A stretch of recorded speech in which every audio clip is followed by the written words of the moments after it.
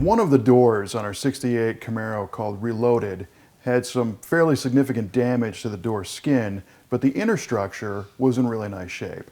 So we elected to reskin the door using a new door skin from Classic Industries.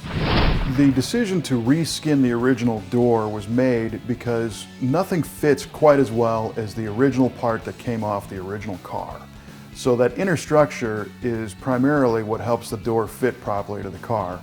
So ours was not bashed up or rusted up, so we decided to reuse that inner structure. We started this process by removing the outer skin from the original shell using a large sander. You got to be careful not to cut away too much of the original shell or your new skin won't fit properly. And then we media blasted the whole inner door structure and shot it with a white epoxy primer. And then we took our new Classic Industries door skin and pre-drilled some plug weld holes along the bottom edge so that when the new skin was placed over our original door shell, we'd have a place to weld the two together. We scuffed the inside of the door skin because we're going to be using a 3M adhesive to glue this panel to the inside door shell. So both of the mating areas had to be scuffed so that the 3M Auto Mix door skin bonding adhesive would adhere properly. The adhesive is applied to the inside of the door skin all the way around the perimeter so that the two will bond together strongly. Then you work the inner structure into the door skin and start to clamp it in place around the perimeter so that everything lands where it's supposed to. In addition to the clamps, our body man John also put a ratchet strap around the door shell and clamped it down to the stand, putting pressure on the skin with the inner structure itself. And the only trick here is you don't want to put too much pressure on it because you might damage the door skin and negate all this hard work you're doing now.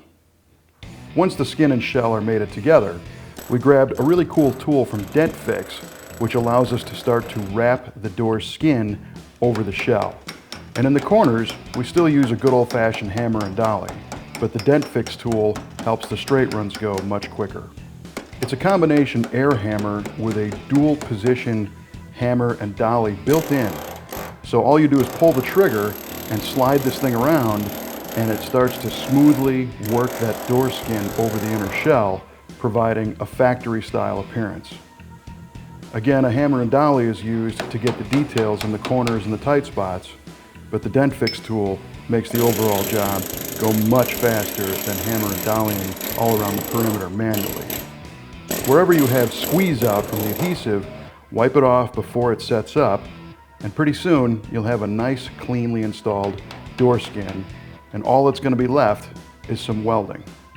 At this point, the door is bolted to the car and the skin and structure fitment are checked because before that adhesive completely sets up, you can lightly massage the shape of the door a little bit to make sure that it's going to fit the opening properly.